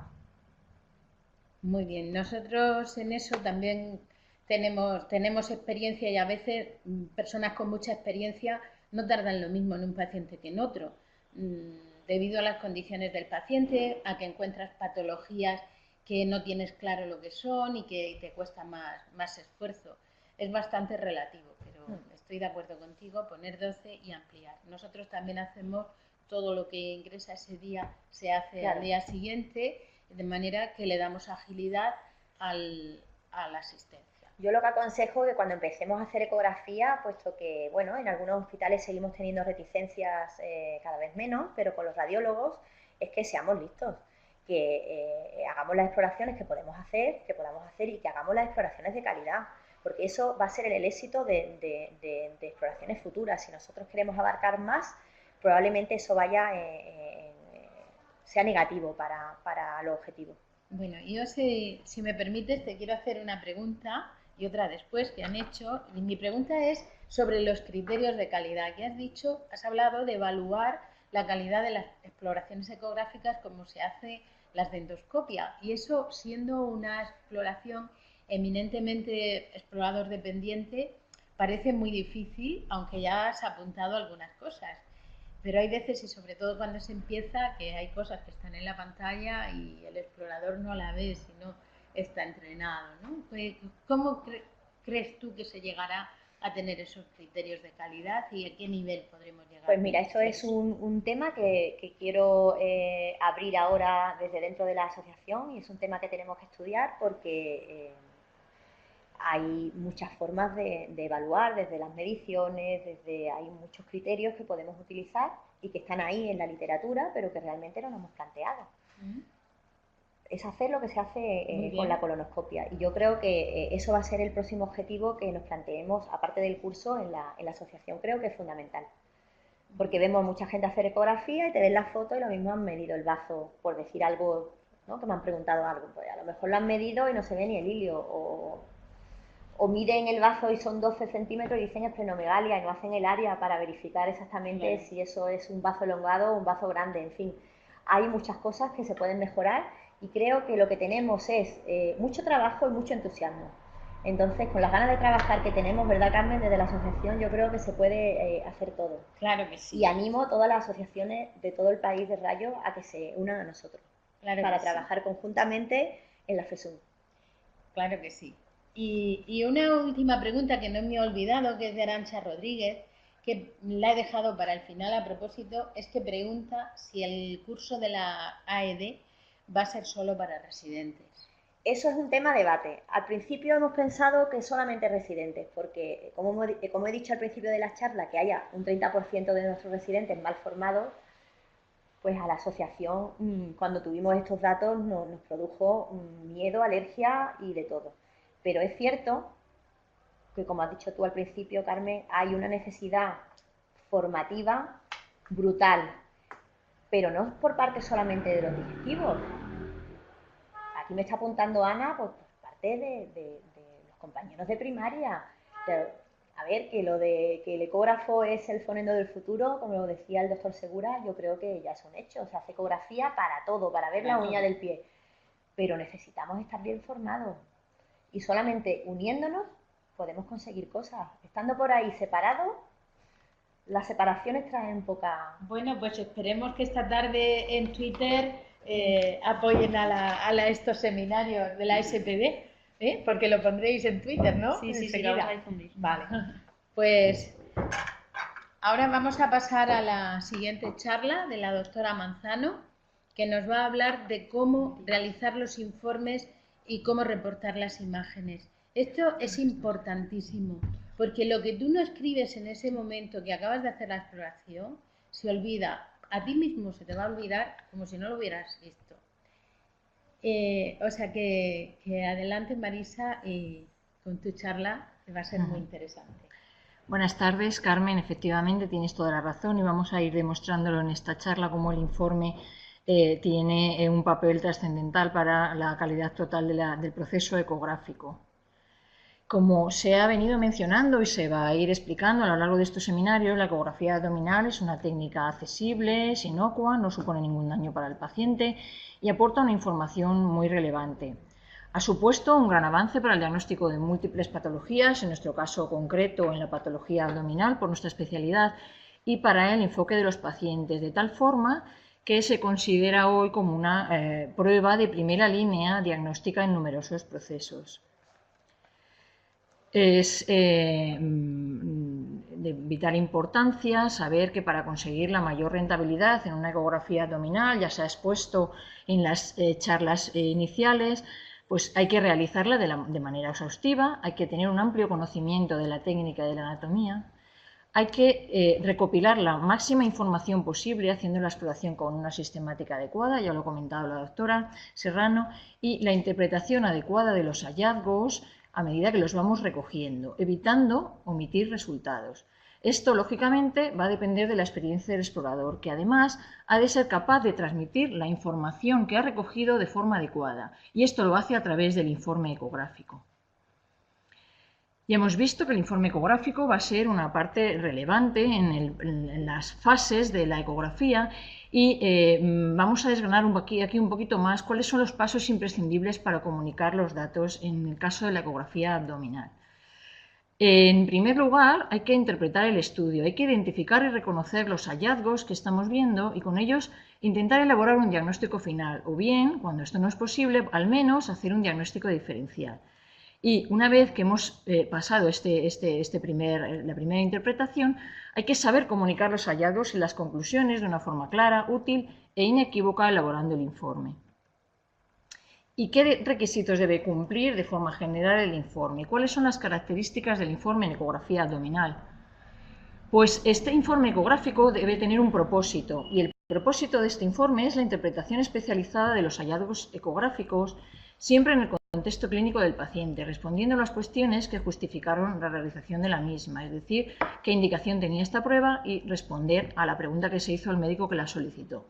Pero además ha de reunir una serie de características que van a garantizar que la información recogida en el mismo es adecuada y completa. Y no olvidemos que el informe ecográfico es un documento legal y auditable. Vemos aquí ahora reflejadas las características del informe ecográfico que no dejan de ser los principios fundamentales para reportar informes en todas las pruebas diagnósticas, aunque cada explorador va a tener ciertas medidas particulares o personales con las que está más familiarizada. De forma resumida, el informe ecográfico ha de ser detallado, explicado con sencillez y claridad, ha de usar una terminología estandarizada, ha de ser objetivo y comprensible. Y ahora vamos a ver cada una de estas características para entenderlas mejor. El informe ecográfico ha de ser detallado al registrar el tipo de exploración que estamos realizando, la sonda utilizada, las características especiales en cada paciente y si existen limitaciones a la técnica, como hemos comentado aquí, el meteorismo, el panículo adiposo. Por otra parte, hay que reportar, hay que detallar los hallazgos ecográficos y así como el uso de contraste cuando se haya utilizado y siempre con sencillez y claridad. Pero además es muy relevante usar una terminología estandarizada porque previene la ambigüedad en la descripción ecográfica y hablaremos de esto un poquito más adelante. Y hay que evitar siempre las interpretaciones subjetivas, hay que intentar ser objetivo. Y, por último, el informe ha de ser comprensible para otros médicos de diferentes áreas patológicas. Tenemos que tener en cuenta que el médico que pide la prueba no siempre va a ser especialista en digestivo ni especialista en ecografía, por lo tanto hay que evitar tecnicismos y abreviaturas. Un tipo de informe que cumple las características que hemos resumido previamente es el informe ecográfico estructurado, que se basa en la utilización de plantillas adaptadas para cada tipo de exploración, lo que va a facilitar seguir una sistemática. Ni que decir tiene que es preferible al uso del texto libre, porque aporta un checklist, una lista de los aspectos relevantes a examinar para que así podamos dirigir la exploración no dejando ninguna zona sin explorar. Además, en estas plantillas vamos a poder anotar mediciones y cuantificaciones, con lo cual se pueden establecer comparaciones en diferentes momentos de la evolución de un paciente y entre diferentes casos de pacientes. Vamos a ver ahora cuáles serían los elementos del informe estructurado en la ecografía abdominal. La primera parte, que es obligada, es la parte de la plantilla de los datos de filiación del paciente, nombre y apellidos, número de historia, edad, seguido de la fecha en la que realizamos la prueba, y siempre tiene que aparecer el motivo de petición de la ecografía, que es la información que nos proporciona el médico que solicita la ecografía y a la cual vamos a intentar responder y dar la información que nos pide.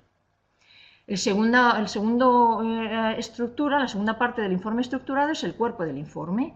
En el cuerpo del informe vamos a realizar la descripción de las estructuras y órganos abdominales con las mediciones cuantitativas. Vamos a explicar las limitaciones que tiene este estudio por ausencia de visualización de áreas, de estructuras, por panícula adiposo, gas intestinal, etc.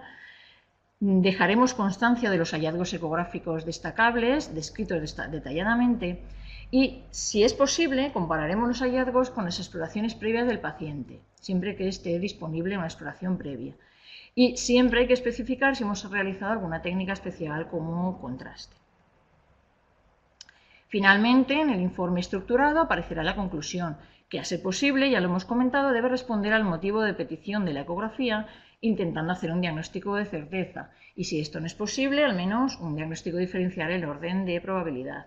Y además, aquí siempre hay que recalcar los hallazgos anormales que hemos encontrado de forma incidental. Y para finalizar el informe, pues debemos adjuntar las imágenes más representativas de los hallazgos. Las imágenes van a permitir una mejor comprensión para el médico que solicitó la prueba y además van a permitir que comparemos esta exploración con otras futuras que tenga el paciente realizadas.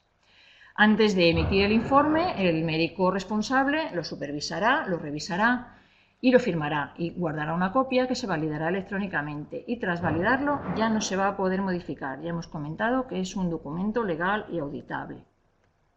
Con respecto a las imágenes de la ecografía abdominal, pues las imágenes estáticas van a ser representativas de la exploración en tiempo real y por tanto se consideran un complemento al informe escrito y una prueba para confirmar que la ecografía se realizó adecuadamente y de forma completa. En las imágenes debemos incluir siempre la identificación apropiada del paciente, la fecha de la realización de la ecografía y el tipo de ecografía o área estudiada, abdominal, urológica, etc. En nuestro caso pues va a ser siempre abdominal. Y ahora vamos a ver en detalle la plantilla o checklist para el informe ecográfico. Ya hemos comentado que se debe utilizar una terminología estandarizada y de esto se ha hablado en el seminario previo. Cómo vamos a clasificar las imágenes según las interfaces que atraviesan las de ultrasonidos en anecoicas o anecoigénicas, hipoecoicas, isoecoicas o hiperecogénicas o hipoecoicas. El tipo de lesiones, si son quísticas o sólidas, la forma de las lesiones, redondeadas, ovaladas o irregulares, los bordes o contornos de las lesiones, bien o mal delimitados, lisos, lobulados, irregulares o con halo periférico, y la estructura de las lesiones, homogéneas, heterogéneas o mixtas. Y ahora vamos a ir paso a paso hablando de las estructuras.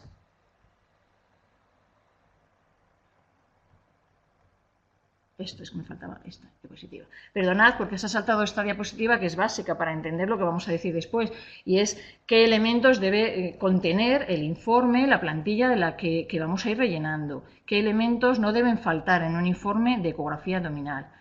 Pues son el hígado, la vesícula, la vía biliar, el páncreas, bazo, los riñones y los vasos. Y además siempre valorar la presencia o no de líquido libre y reseñar cualquier otro hallazgo que no se encuentre en nuestra plantilla, ya sea a nivel genitourinario, retroperitoneo, adenopatías, etc. Y ahora sí, vamos a ir viendo cada uno de los elementos del informe estructurado. Y empezamos por el hígado.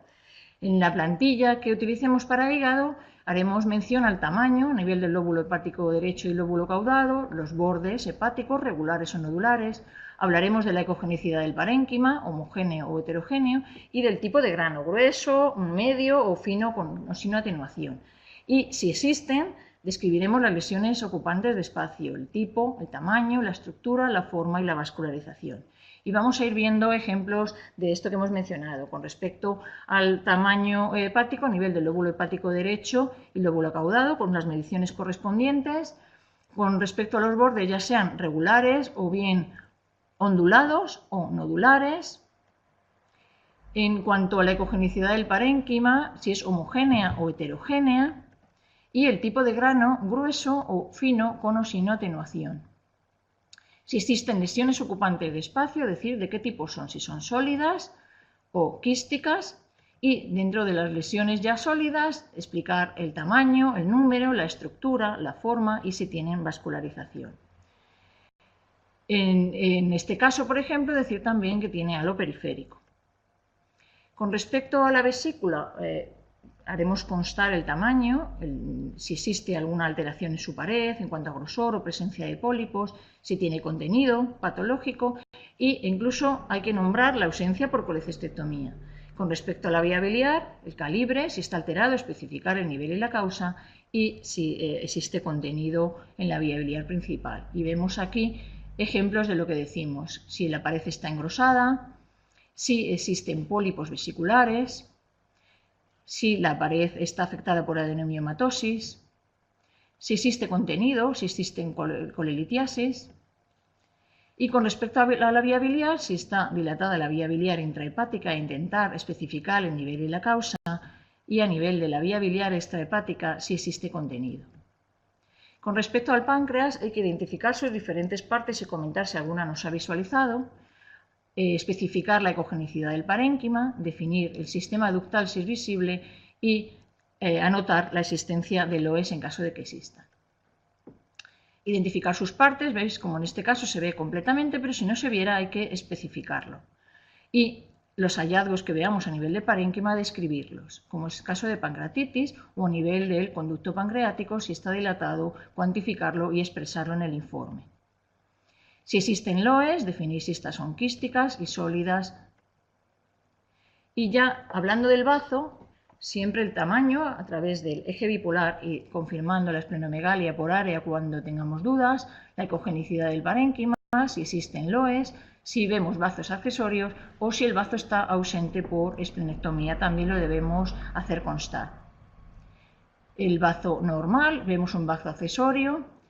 En caso de que exista esplenomegalia, lo medimos por eje o bien, si tenemos dudas, por área. La existencia de lesiones ocupantes de espacio han de hacerse constar y describirse, un quiste esplénico o lesiones sólidas, como en este caso un linfoma. Con respecto a los riñones, hablaremos del tamaño, de la definición corticomedular, si existen quistes renales u otras lesiones sólidas, si están ausentes por nefrectomía, también lo debemos reflejar, así como la existencia de litiasis o el hallazgo de hidronefrosis y en caso de que el paciente sea trasplantado renal, también hacerlo constar. Vemos aquí un riñón normal que se definiría como tal y la existencia de quistes renales que se localizan y se miden y así se hacen constar en el informe. Lesiones sólidas como un tumor renal o el angiomiolipoma que vemos a la derecha y una hidronefrosis. Los vasos, hablaremos de las características de las venas suprahepáticas, ya sean normales, finas, dilatadas o tortuosas, de su permeabilidad, del patrón de flujo. Y con respecto a la vena porta, pues el tamaño, la permeabilidad, la dirección del flujo y la velocidad media, y siempre haremos constar la existencia o no de circulación colateral cuando sea preciso.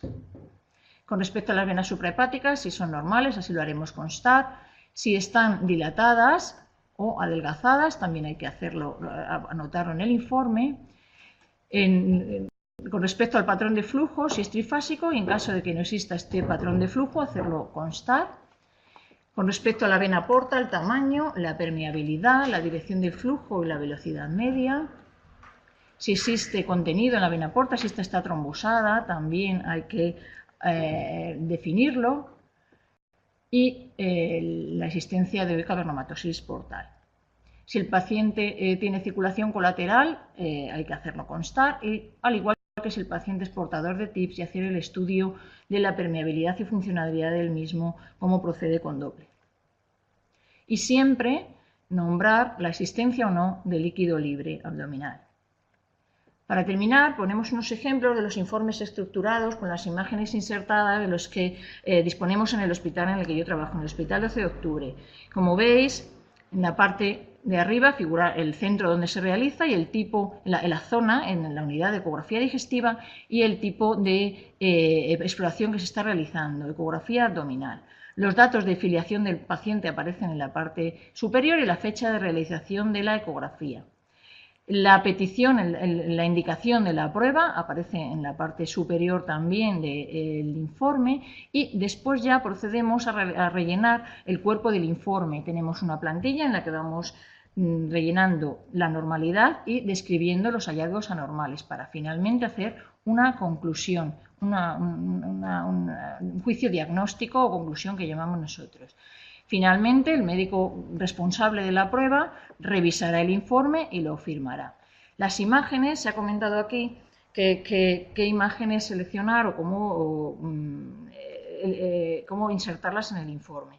Nosotros solo podemos insertar 3 imágenes y este es el informe que tenemos nosotros definido, pero todas las imágenes que se han ido capturando durante la exploración se guardan y se almacenan junto con el informe. De forma que al ir a revisar la exploración del paciente podemos verlas y compararlas si se hacen exploraciones siguientes. Como solo podemos poner 3, normalmente si la exploración es normal, pues se pondrán las áreas más representativas dependiendo de a qué iba dirigida la exploración, como bien se ha dicho previamente, pero si hay hallazgos patológicos, lógicamente primamos por esas fotografías dejando archivadas las de los hallazgos normales en la intranet, junto con el informe del paciente para poderlas consultar. Y nada más, muchas gracias. Muchas gracias, doctora Manzano. Podéis hacer las preguntas a través del chat. Ya tenemos la primera. Dice, ¿hacen por rutina determinación de velocidad de la porta de forma rutinaria? Como vamos diciendo a lo largo de la tarde, depende de la indicación de la ecografía. Si la ecografía está indicada en una revisión de un paciente con hepatopatía crónica o ya es conocido cirrosis y es la vigilancia de hepatocarcinoma, solemos hacerla así. Muy bien. Marisa, yo te quería hacer una pregunta. Normalmente exploramos, bueno, primero felicitarte porque lo has explicado fenomenal. Y te quería preguntar, nosotros somos especialistas de aparato digestivo, vemos también los riñones, vemos el resto de órganos y también el aparato genital, la próstata y el útero.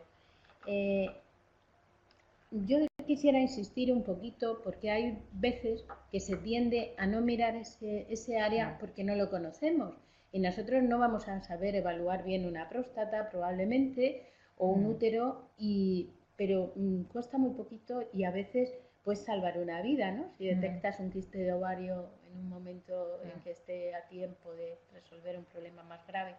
¿Cómo ves tú esto? Sí, yo creo que se ha dejado también, se ha comentado a lo largo de la exploración que nosotros hacemos la ecografía y tenemos unos parámetros que no podemos dejar de ver, pero que hay que hacer una exploración completa y aquellos hallazgos incidentales que no esperábamos, pero lógicamente hemos hecho una exploración completa, los hemos visto, hay que mencionarlos. El cómo los interpretemos y, como dices tú, nuestro nivel de cualificación para interpretarlos, más vale interpretarlos y enviarle a otro especialista, poner un poco el punto en el que hayamos visto algo, a dejarlo de poner en el informe por miedo a que lo que digamos sea un poco de perogrullo. Yo creo que sí, que hay que hacerlo. ¿Hay alguna otra pregunta en la sala o desde casa? Están escribiendo. ¿Tenéis alguna otra? ¿Se incluye el barrido intestinal habitualmente en las exploraciones? A ver, ¿dónde está?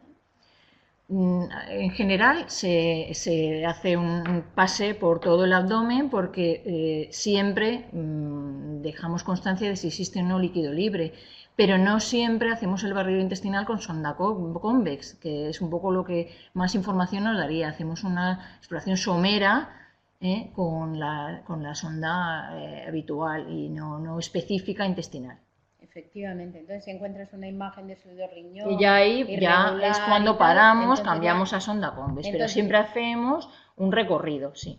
Exacto. Muy bien. De hecho, es obligatorio, ya lo he dicho, en nuestra plantilla, es decir si el paciente tiene o no líquido libre, de forma que hay que hacer una revisión general del abdomen. Hay una pregunta muy interesante de María José de Besa que dice que si deberíamos pedir a los pacientes que vengan con la vejiga llena para la adecuada exploración. Esto, por otra parte, nos va a producir más gases para Claro. ver el páncreas. Claro, esto nos va a limitar en otros puntos nuestra exploración. Yo creo que no es nuestro cometido el que la vejiga llena nos permita ver bien el útero o próstata, entonces yo creo que es una cosa ya muy específica que en ocasiones yo creo que todos hemos hecho. Si hemos visto algún hallazgo, sí que le hemos dicho al paciente que espere un poco en la sala de espera, hemos vuelto a revisar, pero luego al final hemos acabado mandando al especialista correspondiente. Pero yo creo que no es una condición que podamos hacer de forma general. Exactamente. O sea, encontramos un hallazgo, miramos y si a vemos... veces sí que se ha insistido al paciente que salga un poco, beba, para ver si lo podemos perfilar, pero como condición para todos los pacientes creo que sería perjudicial para ver otras estructuras. Sí. Muy bien. ¿Hay más preguntas? ¿Alguien está escribiendo? María José de Besa. María José, vamos a esperar a ver qué nos dice. Sí, muy bien, muy bien. ¿Alguien tiene alguna pregunta más? Teresa. Teresa está escribiendo.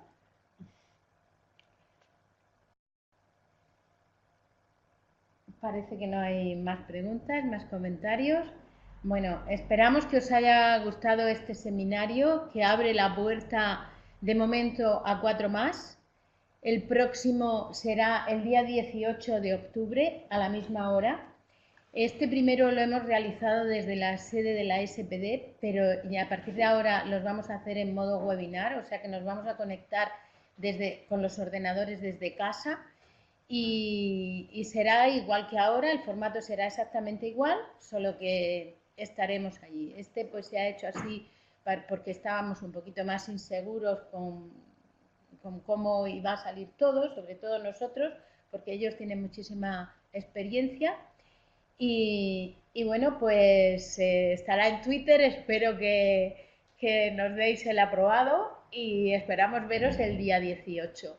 Quiero agradecer de nuevo a la SPD y a todo su personal que nos han apoyado continuamente, que nos han ayudado un montón en todo, desde hacernos las plantillas hasta explicarnos cómo tenemos que hacer todas las cosas. Y bueno, esperemos que estos seminarios pues os gusten. Estoy viendo que estáis contentos y que estáis poniendo que os han gustado mucho. Nosotros también lo estamos y un abrazo muy fuerte de todos. Si queréis despediros. Muchas gracias y estáis siendo muy positivos, nos estáis motivando un montón con vuestros comentarios. Desde luego se agradece la motivación porque la ecografía digestiva lo necesita. Así que muchísimas gracias por el apoyo y sobre todo porque en unos días se han apuntado mucha gente.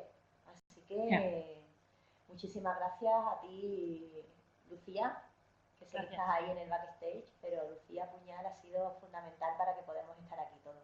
Muchas agradecemos mucho, Lucía. Muchas gracias a todas. Nada, yo deciros que muchísimas gracias también, que por la parte que me toca a mí, que soy médico de familia, la gente que sé, médicos de familia que estáis ahora mismo ahí en el chat, lo estáis valorando fenomenal y sé que os ha gustado mucho y que lo habéis tenido súper claro, y animaros a que lo difundáis a todas aquellas especialidades que sabemos que están usando la eco, que todo el mundo empieza por el abdomen y que el abdomen tenemos que trabajarlo mucho para luego los que nos dedicamos a otras cosas crecer en todo lo demás. Así que nada, muchísimas gracias.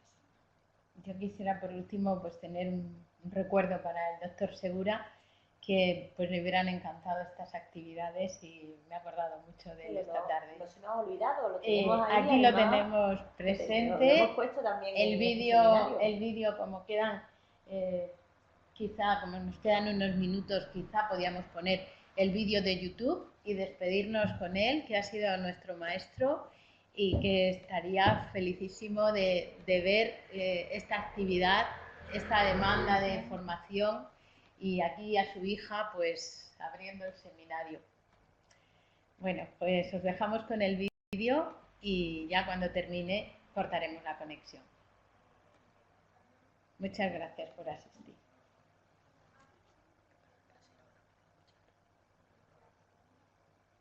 ¿Se oye?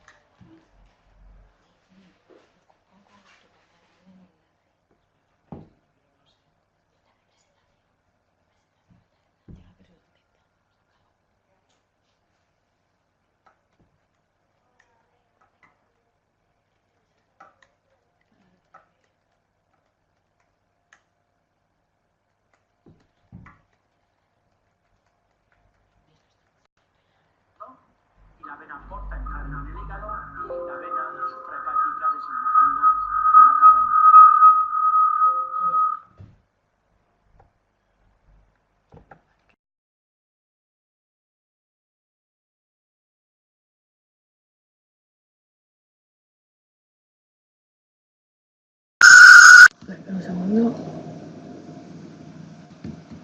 Voy a hacer el último intento.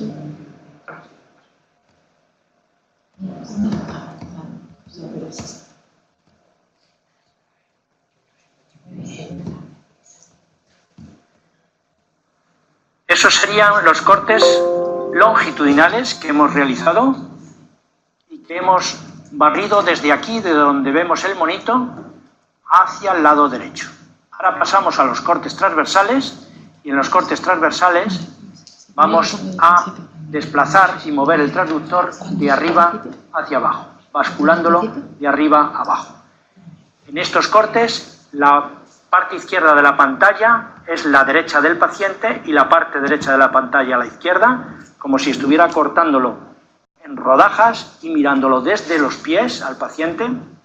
Respire muy hondo y aquí vemos perfectamente el corazón. Estoy inclinado con la sonda hacia arriba, el lóbulo hepático izquierdo, el lóbulo hepático derecho, las suprahepáticas desembocando en la cava, la derecha, la media y la izquierda. Sigo bajando y aquí vería la porta izquierda, respire normal, y aquí dos grandes vasos, es decir, la aorta y la cava. Cogemos aire otra vez y aquí estoy viendo una estructura que es el tronco celíaco y que me marca dónde va a situarse el páncreas. El tronco celíaco lo vemos perfectamente salir de la aorta y dividirse en la arteria hepática y la arteria esplénica. Bajo un poquito de la sonda, basculo un poquito la sonda y veo una salchicha que es el páncreas y que está situado entre el lóbulo hepático izquierdo y los grandes vasos del abdomen, la aorta y la vena cava inferior. Aquí está la cabeza pancreática, el cuerpo y la cola descansando sobre el riñón izquierdo. Y importante es este vaso, que es la arteria mesentérica superior, que está rodeado de muchos ecos, de una estructura fuertemente ecogénica y que es la grasa que rodea esta arteria mesentérica superior.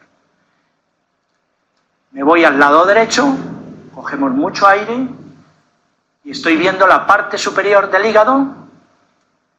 Basculo el transductor hacia abajo, están las suprahepáticas, voy bajando, empiezo a ver la porta derecha a este nivel, la cava, sigo bajando, empiezo a ver la vesícula en transversal, sigo bajando y estoy viendo el riñón derecho cortado transversalmente y la vesícula biliar. Bien, una vez que hemos completado, respire normal, esta exploración de todo el abdomen derecho, nos vamos al izquierdo. En el flanco izquierdo estamos viendo, vamos a ver el bazo en ese corte longitudinal, cogemos mucho aire, lo mismo, la cabeza estaría aquí, los pies allí, anterior y posterior, y estamos viendo el bazo y debajo veríamos el riñón izquierdo, y hay veces que es bueno sacar tripa, saque tripa, baja el bazo y veo perfectamente el riñón izquierdo. Una vez que he completado la exploración en corte longitudinal, respire normal, paso a transversal y aquí tenemos el monito, cogemos mucho aire y estoy viendo en transversal el bazo, saque tripa y el riñón izquierdo. Y es bueno, y tienen todos los equipos esta posibilidad, la posibilidad de realizar doble pantalla, es decir, en el corte, en la pantalla de la izquierda, ponemos el corte longitudinal, por ejemplo, y en la pantalla de la derecha cogemos aire, sacamos tripa, el corte transversal. Entonces, aquí estaría el corte longitudinal, aquí el transversal. Y eso lo podemos hacer en toda la exploración del abdomen. Una vez que hemos visto, aquí por ejemplo, podríamos poner el páncreas en transversal y en longitudinal. Y todas las estructuras lo mismo, la vesícula, el hígado, el riñón derecho. Completamos la exploración revisando el resto de la cavidad abdominal.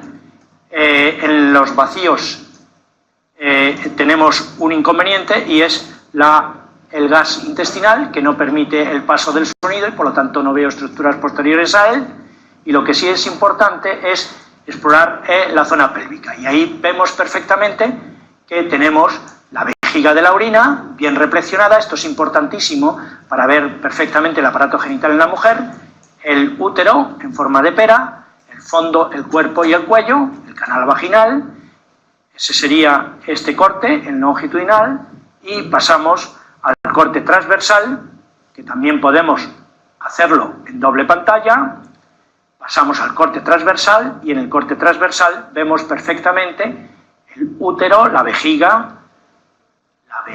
el útero, el ovario derecho a este nivel y el ovario izquierdo ahí pegado al canto uterino izquierdo. Luego, otra cosa que me permite la exploración es medir las estructuras. Yo cojo, pongo el caliper y puedo medir el ovario izquierdo perfectamente, que tiene un tamaño totalmente normal. Aquí en la pantalla figura la medición, 30 milímetros, 30.6 milímetros, el ovario izquierdo.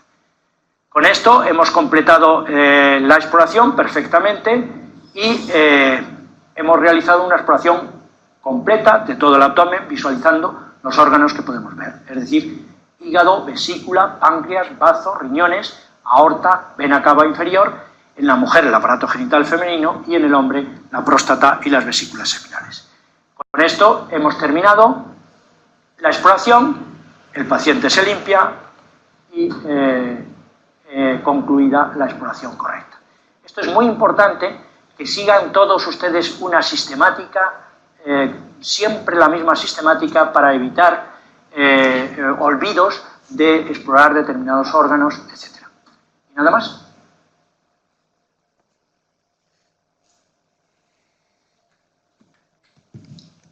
Muy bien, pues ya nos hemos despedido. Que tengáis buena tarde.